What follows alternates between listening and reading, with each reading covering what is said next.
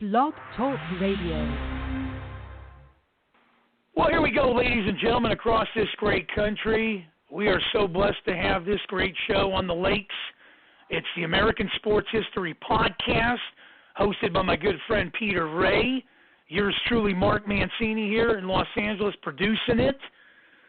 347-205-9631. I know 30 minutes goes by quick. Catch the archive version, which has been picking up steam of late on blogtalkradio.com/Mancini Sports, podcast platforms powered by Mancini Media. And his guest today will have a show here next month. I'll tell you, I don't want to spoil it. I'll let the host handle it. Without further ado, let me lay the red carpet down, put the podium in its place, hand off the mic. First of all, Peter, how are you? Second of all, how can people get a hold of you?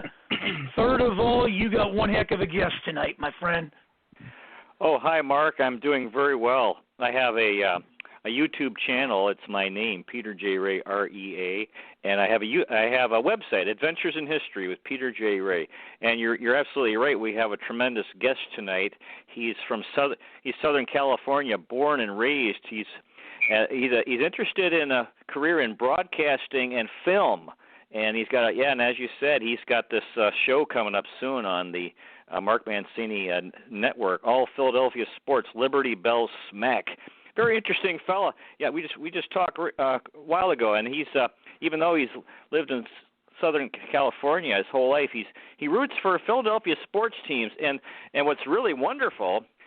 One of the few people that I've found, like myself, who is interested in the history of sports, and is also, like I said, very few people I've found agree that regarding the disrespect the NFL has for its own history by naming the Super Bowls, by giving them numbers.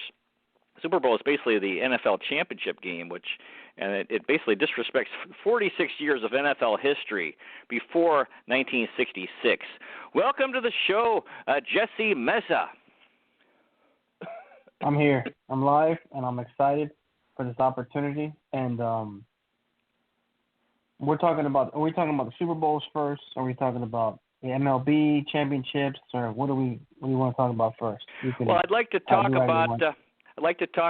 The whole issue of it's pertinent because the Philadelphia Eagles won the Super Bowl in 2017. I think LeBron James had a tweet congratulating the Eagles on winning their first title, NFL, and of course they've won. That was their fourth title, so that was wrong. So you want to talk? Let's talk about the Eagles, the NFL, the issue of the NFL regarding pre-Super Bowl NFL championship teams being disrespected. Okay, let's talk about the NFL. Okay, so the thing is, every time I tell this to people. I say this to Cowboy fans. I say this to plenty of people, and they just don't get it. Like, the NFL has been made. It was born in 1920, which is way before we were born, right? And the fact is, every time I bring up 1960, and I'm bringing all the championship years that we had it, we won the championship from a long ago, 1949, 1948. 1948 was our first championship, beating the Chicago Cardinals, and then we beat the Rams in the second championship, 1949. And then we have the 1960 against beating the Green Bay Packers, and then obviously we got cheated. Actually, the first time against the Patriots, we got our fourth championship, which was in 2017. And the fact that the Patriots were trying to cheat, and they did that little Philly special thing, and then we're the ones that did it. It's a really tough thing, man, because the new generation and the new NFL people that watch the NFL, they always miss things. They don't like to look back. It's always about the present, and it's all about the 60 years and the 30 and the 20. Like, it doesn't matter. It does matter. It has a lot to do. It's like watching a History Channel.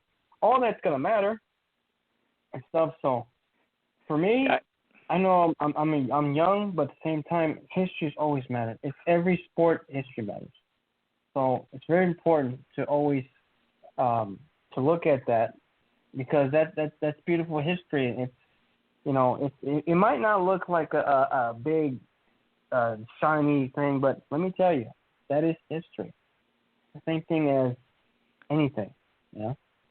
So. Yeah, it's wonderful to meet a young guy who's actually very few people, it seems, regardless of age or interest. I mean, as you get older, obviously, older people are interested because it's their youth we're talking about. But in general, even them, they're not interested in generally before they were born. And to me, I'm glad to meet a fellow person interested in history, especially this issue about because I've talked to different people about the issue, and they're like, they could care less, you know. Who cares about the pre-Super Bowl NFL? They're like, who cares? And here it's nice to meet someone like you, Jesse, who's interested in that, because those are achievements. Those things, you know, exactly. And I just imagine these guys, especially players, I mean, it's so disrespectful. Because what the NFL did by changing the name of the NFL championship game to the Super Bowl and giving it numbers, like, okay, Super Bowl I, that gives the impression that was the beginning of pro football and of NFL championship games. So that's it's terrible. So I'm glad that you also care about that. Yeah, it is. And then also you have the old school Frankfurt Yellow Jackets, which they won back in 1926. That I don't unfortunately, I don't know if that's another championship for the Eagles, but that was the first championship we ever had. But that is history as well. You cannot forget about that. And a lot of people forget about that too. Maybe some do, but I know it's most of my fan base. They always remember the Yellow Jackets, which is it's pretty cool. It's a nice Frankfurt with a Frankfurt field and all. It's pretty nice. But when Cowboy fans, you know, they don't acknowledge it, because I've talking to, I think he was in his 20s, and he was just so focused on the 1960s and all the way up to right now. I'm like, no. It's 20s all the way up to now, because it's 100-year anniversary, and this was back in 2018. And I'm just saying, like, I know we won the Super Bowl, but at the same time, we got to look back, because that counts as well. And that's something that we have to take accountability. And the thing is, when I was watching the Super Bowl, man, when I was watching it, I mean, when you go back, if it's on the DVR, but the Fox Sports itself, it was NBC. NBC gave us respect. They said the Eagles won the championship this year, and this year. The three, 1948, 1949, and 1960. They actually recognized that for the first time in history. I've never seen a network give us respect, and on top of that, they even gave us respect for the whole city. It was the Flyers, the Sixers, and the Phillies, and then the Eagles. They talked about the whole, like the championships and all that stuff. I've never seen a network do that. So when I was watching the Super Bowl in Los Angeles, it was a Greyhound bar, and we were watching the game over there. I had a lot of videos. It was great and all. But they were recognizing Philadelphia, and that is what a lot of networks need to start doing. And so if any team that gets to the Super Bowl needs to recognize, give the history of a background. And that was the most incredible thing when I was watching the Super Bowl. They were recognizing history. I had never seen them before in the Super Bowl, and it was great. I don't know if you remember that, but I remember that, and I was like, man, I got to take a picture of that. And it was beautiful, just to recognize history. So I saw that for the first time, and I don't think it was just the first time in general in the Super Bowl. It's pretty interesting. What do you think about that? Well, I agree, because it's whenever I have an eye out for any historical references, because it's important to me. I mean, you look at sports today. I don't follow sports very well today, because it's the players. I have other interests, and the players change so fast. But people talk endlessly about the NFL draft, and this is a guy, and then then they'll completely ignore. Because the thing is, you can't. Who knows? Who cares about NFL draft? Or okay, that's fine, but there's this rich history that's so entertaining, full of so many amazing players and teams and championship games, and then they're like, it just gets ignored. Like, come on, this is, and to me, it's in a general sense, if all you do is focus on today, it's pretty boring. But if you look at history is so vast, not only in sports, but the world history, American history, and it's full of inspiration, it's full of entertainment, and it's full of power. I think there's power there that you can get, from the past. So anyway, whenever I see something like, that's why I'm glad to talk to you, Jesse, because, most people give me just a blank look when I start talking about this stuff. They're like, what? Now, I'd like to talk about the 2017 Eagles. Doug Peterson actually played for Cleveland when they were having a tough time, right, 2000. And I was shocked that they fired him, because, wait a minute, how can you can't do that? Yeah. This guy, he ended their 57-year title drought. And then, and of course, of course, that was a wonderful year, I'm sure, for you, and then it's kind of sad about Carson Wentz right now. Do you want to talk about the 2017 Eagles that year, and then Carson Wentz and Doug Peterson? Yeah. So, all right, in 2017, I had a weird feeling in my stomach. So we had Nelson Aguilar, Jay Ajayi, we got that in that trade. We had Derek Barnett, LeGarrette Blount, we had Bradham, we had Brent Selleck, which is always my favorite. He's always been my favorite. Vinny Curry. So we had Nick Foles play that year. We had Carson Wentz. The whole thing. Foles. I went to the game, like the whole year. Like ever since the Eagles Chiefs game, for some reason, something just told me like, this is going to be a special year. Like, it was going to be, I think it was the week 2, I said, I think this is the last time we're ever going to lose. I don't know what it was, but something was telling me that year was very special, and I just felt that it was humbleness. They were praying together. They even got baptized. I don't know if you remember that. They got baptized, I think, week 8, week 7. It was just like the Spirit of God itself. Like Carson Wentz, he's doing Bible. I'm hearing that they're doing Bible studies. There is Zach Ertz. He becomes a believer, and it's just the whole thing. They came together in faith. They started, even when they won the Super Bowl, they said, "I give glory to God," and they were doing all that stuff. Just the whole thing that everything was gelling together. Like it was great, and just a lot of momentum. Like every time, like. Because Frank Wright everything was clicking. We had a coordinator. We had everything from the GM, from the coach, the plays, the calling. Everything just was all gelling together as itself. And just to have that, they drafted well. Everything was perfect. And I just that year, honestly, like I felt like we were unstoppable.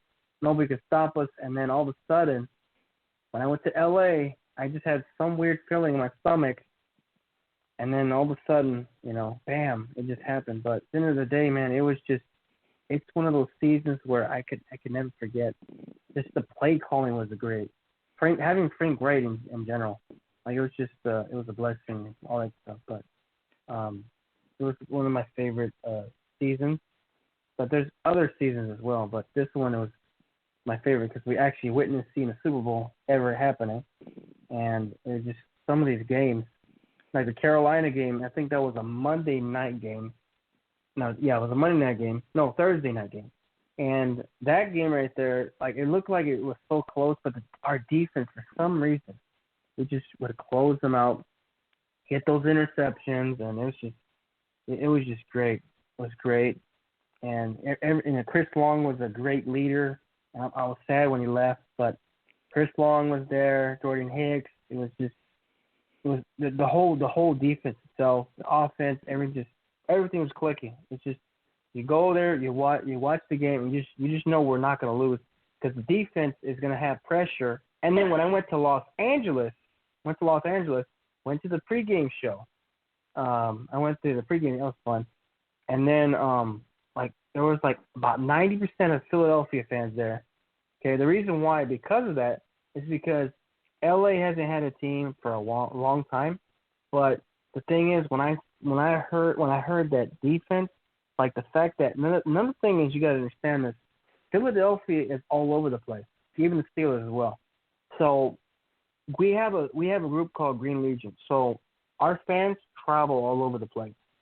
And for even the Super Bowl was a home game. I don't know if you know that, because I was listening. You watch a game, even you hear that even an Eagle crowd more than a Patriot crowd.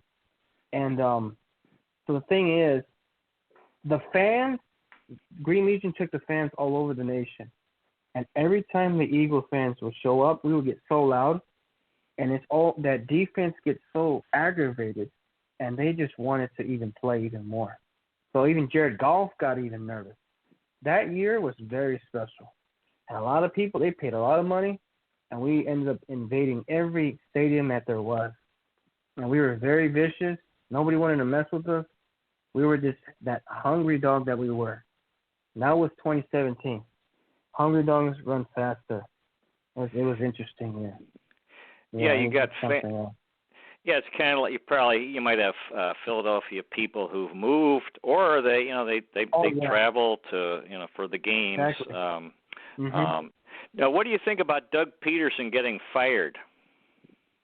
Oh, this is easy. I thank him for winning our Super Bowl. The thing is, the reason. Okay, I'm gonna say this right now.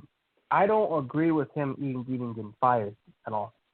And the reason being is the fact that Howie Roseman hasn't done his job. He hasn't got the right players. He doesn't know how to draft. And the fact that we didn't have no off season. We couldn't do anything like at all. We didn't have no preseason. Nothing. Couldn't do anything. And the thing is, what is a coach supposed to do? He's supposed to prepare for the game, prepare for the young players. That hasn't even done. Like, nothing was done like that. We weren't prepared at all. You can't get prepared with no off season, no preseason games. You got to get ready. Preseason is for a reason. You pregame it and before the season starts. The fact that Howie Roseman didn't give us some good offensive players. He didn't give us good offensive linemen. And the next, you know what? 2 offensive linemen get hurt. Brandon Brooks. And then we had to get Jason Peters back. It was a whole mess. Like, as soon as our offensive line started going down, I was like, okay, that might be it. And then the fact that, we didn't have the Hall of Fame game, it was all bad. Since August, I said, we're going to have a bad year. And on top of that, Carson Wentz, I was thinking about Carson Wentz's, things are going to be a lot worse. And we're going to have a bad season. Probably going to have 5 wins this year. That's my mindset. Honestly, this year was unprepared by the NFL, but at the same time, our GM was absolutely responsible for a lot of that, because the only time he did good is because was Joe Douglas there. Joe Douglas was helping Howard Roseman, and then on top of that, we had an offensive coordinator. So you got to have an offensive coordinator. And the management is just bad. So it's not everything is not on Doug's part. He shouldn't even got fired. We should have waited at least one more season and go from there. I believe Doug Peterson should have stayed with us. And on top of that, I heard already, I think on Twitter, sources that the fact that Doug Peterson was being forced, hey, you got to do this. Hey, you got to do this. And he was just like being a puppet, and he was just overwhelmed, and he sold what he left. It was just all bad for Doug Peterson. I'm actually happy he left, because he was going through some stressful situations, but he shouldn't even got fired. But at the same time, I'm hearing that he got pressured to do certain stuff, and he didn't want to. I guess he deserves to get fired because he got pressured. But I'd love to keep him in a heartbeat. But I'm thankful he got us that Super Bowl. I find it. Well, I think the thing is, the way you get 30 teams, only one team can win every year, the Super Bowl, and then see people, and everyone wants it so bad, and then I think people tend to be impatient, and some fans think I've heard fans say this, the Pittsburgh coach ought to be fired, and I disagree with that respectfully, but because if you look at the Steelers, they have had 3 coaches in the last 50 years. And I think it's no coincidence they've been an extremely successful team because they haven't fired coaches when they've had and actually the Steelers regardless of the season. So and in Cleveland, man, and the fans tend to be the ones like, yeah, fire the coach, but every time you fire a coach, there's turnover and the players have to adjust, and then bring a new guy in, and everyone's learning, especially if it's a new guy. We're all learning. Oh, now let's talk about Carson Wentz. What kind of a future do you see for Carson Wentz? Now, Carson Wentz. All right. So about Carson Wentz, I mean, I'm a Carson Wentz guy. We drafted him. In 2016, I knew the fact that he was a good quarterback. Even though the record, we went 7-9. And then we did good in 2017. I said, this guy, Carson Wentz, all he needs is a good offensive coordinator. Of course, we need a head coach, but we need an offensive coordinator so he can get things the way it is. And I said in 2017, Carson Wentz needs guidance. He needs mental stability. Next time, he needs to really think things straight. He just doesn't need to be throwing the ball quickly. He has to be comfortable in the pocket. Just basically be comfortable with the head coach and know what he's doing and have an off season. What is his future for in Philadelphia? If we get that college coach, I can't even think of. If we get that college coach from Oklahoma, right? If we get him, we're gonna go with Hurts.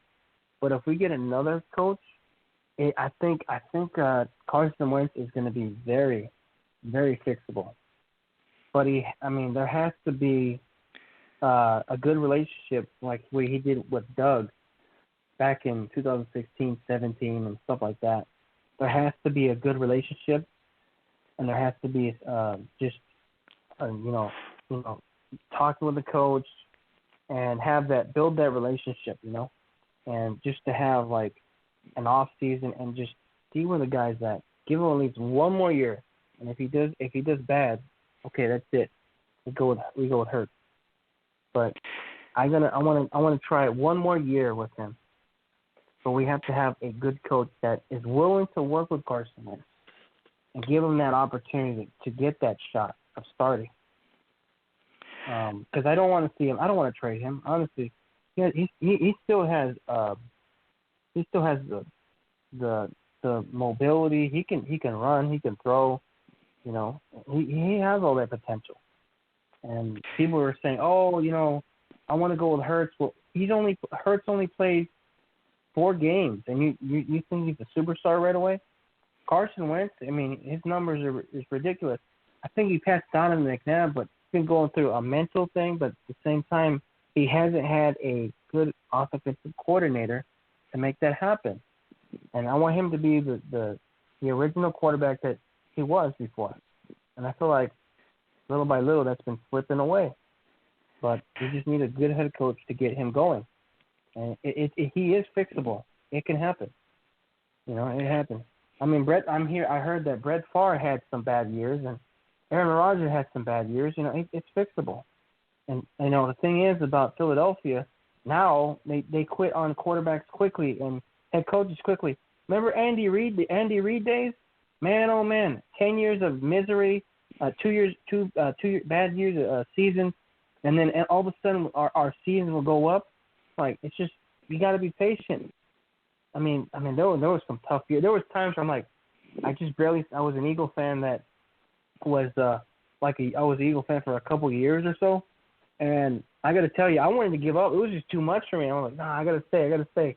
But, the thing is, we got to be patient, because if you're patient, things will come. Things will come in the way, and and can get better. I believe that if we have the good coach, we can be a great team, and he could be a great quarterback. You know, and that's what I'm saying. The GM is very important. It's not. I mean, there's a lot. It's the management. Things have to click. Like in 2017, things have to go. It's not just quarterback, not the head coach. It's GM, and it's a lot. It's a lot. It's the whole package. That's how the Steelers been doing it for years. That's how the Patriots did it for like the last 20 years. It's the whole team. You got to do it that way. It's the way it is. But Carson Wentz, I believe if they have the right coach, yes, his future, he's going to stay there for quite some time. Maybe another 4 years or so. Hopefully, I hope. That's my take on we're that. moving through the half-hour show. But I just wanted to shift gears to the NBA, the Philadelphia Sixers, and Allen Iverson. We could talk a little bit. It's funny. I remember when he had a problem with a coach, and then he had this interview where he said, "We're talking about practice, man. Practice." He got anyway. Practice it. Oh, that was really funny. And he was. You want to talk about one of the greatest athletes in the history of Philadelphia, Allen Iverson?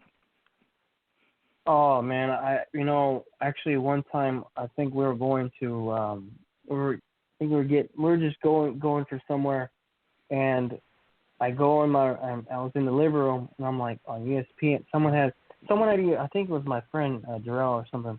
It had ESPN on. I'm like, is that Iverson? That's my boy from that video game. So Iverson. So when I was a kid, I picked the Sixers because of a video game. It was like Dreamcast, Sega Dreamcast, long time ago. And I said, okay, what's my team? Okay, I like that logo, 76ers. I'm like, cool. And then I started watching Iverson. I'm like, man, who is this guy? So Iverson has been one of my first Philadelphia favorite athletes ever. That was back in 2000. And I like the fact that he had mobility and he would steal the ball. And by the way, I used to play like Iverson when I was in, I think, middle school, I think. And I used to be stealing the ball like him. I get used to it. I'm like, dang, I just steal the ball. And I just got a jersey, years back, and some guy was from Jersey, and I got the jersey for I think $45. And Iverson has always been one of my favorites. He always will be my favorite. He's always my number one. I know Donovan, I know Dawkins, but he's always my number one because that's where I started with basketball. And I like the way he dressed. It was like hip hop ish, and he just had a swagger. Like he didn't really care what people said, and he was just, and just like did what he did, and played hard, and that was it was great. And when I found out we signed him, he signed up with us back in 2009. Oh man, I was crying. I was on my TV. I was like, oh my goodness. I haven't seen him in a Sixers uniform because he's always going all over the place. And I was like, man, this guy, that's something special for me. So he's meant a lot for me. There was times where, how we always go through some tough times in our life, and then there's that one person or that one player that makes us with joy. Well, Iverson was one of those, just like Dawkins and McNabb and Westbrook and stuff like that. And it's just, he's just one of those players that I was hoping we win the championship because most of my family members were all Laker fans, and I'm the only Sixer fan. And then my dad is rooting for us because he's a Clippers fan. And he was like, I hope you guys win because it's always about the Lakers all the time. And that's when they got their first title. And then, the first title, and they went all the way to 2003. And then, it went downhill for that. But, oh, man, good memories with him. And just watching him as a kid and still now. I looking at the highlights and stuff. And, yeah. So. Our guest has been Jesse Meza, who is Southern California born and raised, and he's very much into Philadelphia sports. He's got a bright future in broadcasting or film or whatever he pursues. Jesse, do you have any? We're out of time. Do you have any final words for our audience? You can find me on YouTube. On YouTube, it's called Philadelphia Show. Also, Philadelphia Show on Twitter. And I think that's it. Fly, Eagles, fly, no matter what happens. And go Phillies, go Sixers, go Flyers, no matter how bad we are. Win or lose, it's Philadelphia till I die. That's it. Oh, that's wonderful. I admire your love of history and your devotion to the Philadelphia sports team. So, thank you so much for coming on the show, Jesse, and I wish you well with everything. All right, no problem, man. Talk to you soon. Dear listener, may the road rise to meet you. May the wind be at your back. May the sun shine warm upon your face and rains fall soft upon your fields. And until we meet again, may God hold you in the palm of his hand. Good night, everybody. Thanks again, Jesse. No problem.